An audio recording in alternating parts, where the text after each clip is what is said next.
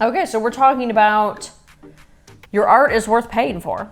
Yeah. Because that can be a struggle with a lot of artists is by undercharging or not charging at all, the desire, feeling like your art isn't worth paying for. Right. Why would somebody buy my art? Or just not charging enough, having trouble charging, wondering what to charge, wanting to charge but not sure what to charge. Just all different struggles kind of in that realm. Yeah, and I think it comes from, there's so many different reasons why people feel this way. Number one, I think it's just hard to ask for money when you've never done it before. I remember being a Girl Scout when I was younger, and just selling Girl Scout cookies was the death of me. I was like, can we skip all this? I just want to go do why I signed up to be here for. I want to go camp. And I know that sounds ridiculous and really like out of the blue, but that's the reality. I take that template and I look at artists, and it's the same thing. They just want to do what they signed up to do, which is make their art, do their creative process. But the reality is there's some things that money represents, right? Like, give me something. What do you think when it comes to money? What does it represent for an artist? Well, money coming in for an artist means someone has placed value on your art. In general, in society, I'm not just talking about current society. I'm talking about society since the dawn of time.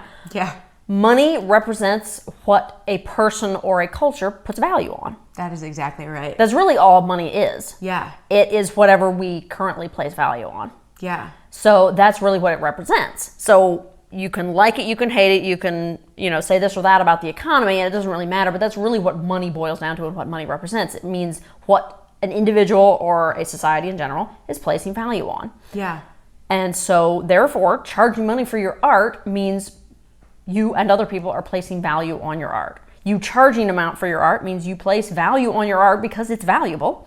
And then when someone buys it, because sooner or later they will, they agree that it is valuable. Right. And I think that could be hard I know it was hard for me when I started making music. Me too. Because you think it's little old me. And you talked about this in the book, Grace. Oh, it's just little old me. Yeah.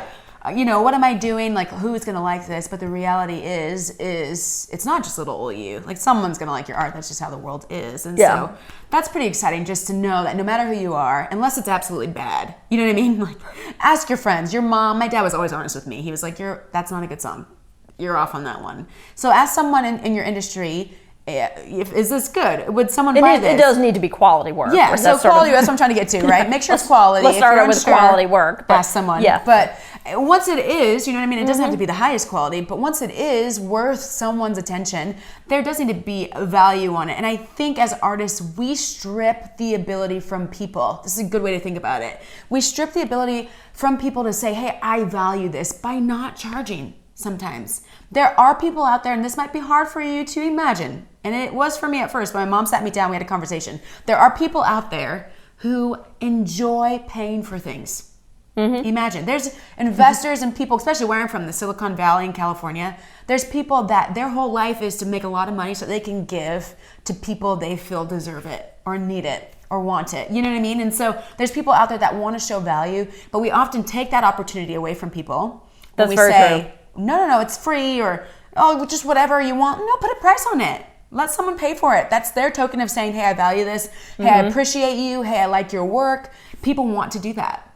That's true. There are more people than you think who want to do that in every industry, at every financial level, whether they want to pay $2 for this thing or they want to pay $200,000 for this thing. And the dollar amount doesn't even really matter as much as, what the money represents. It means you and the person paying has value on it. And you're absolutely right. There are people who are willing to and want to show their appreciation and how much they value your art by paying for it. Yeah. So don't shortchange them by offering it for free.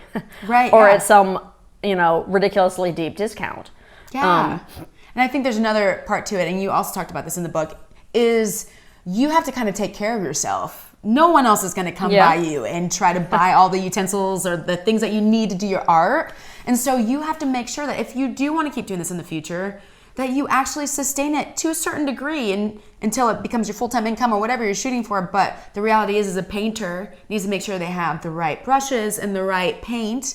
And so eventually you're going to run out. So actually charging for one of your paintings compensates for that. You know what I mean? Yeah, exactly. If you want this to be any kind of business, whether even if it's just a part-time side business, that's fine. But you put time, first of all, your time is valuable, but in addition to the time, I mean, you put materials into whatever it is that you have created. Yeah. Whether it's something that's product heavy, like a painting where you had to buy the paints, but or something more digital like me where I write a book, but and I don't actually have to have a whole lot of expenses going into the initial production of that, but still, it's not actually free to produce, and your time is worth something, and you deserve compensation for your work and the expenses that you incurred producing it, and you need to make money so that you can produce more.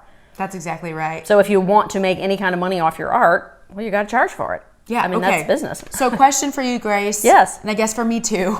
Ask yourself a question. So if someone is finally getting this concept and they're like, okay, I get what you're saying, my mind is changing, but I don't know how to value my art. What do you recommend they do? Well, I would say study your industry. Study people, and not necessarily the people who are at the top of your industry. Don't necessarily look at the New York Times bestseller books. Don't necessarily look at, Taylor Swift. Look at somebody, I mean, there's nothing wrong with studying them because they've obviously done something right to get where they are. But study people who are in your industry, who are working on it. They're growing. They started out giving their stuff away for free, and all of a sudden they're charging, and now they're way more famous than they were when they were offering it for free. And you're like, okay, so they're doing something right. So study them. Right. Whether you are studying the products they produce, connect with them on social media if you can talk to them directly. Just study how they've done it. Study the people in your industry that you want to be successful at, and see what they charge for their products, how they charge for it. It just really kind of depends on the kind of art, but that's really the biggest tip, is just to study people who are a little bit further down the journey than you are, and see what they did to get there and see what they're charging, so that and so that you can charge at least in the ballpark prices, so that you can know whether you're charging way too much or way too little. Yeah. Because it's okay to start at a lower amount and then work your way up to bigger, or flip it, and you're not locked in. Certainly not. And if you find that you're just selling like crazy at the price you've charged, and you up it a couple bucks to see if people keep buying, and they do, by all means keep it a couple bucks higher. But that's really the first thing, is just study comparable people in your industry to see what the industry standard is, really. Yeah.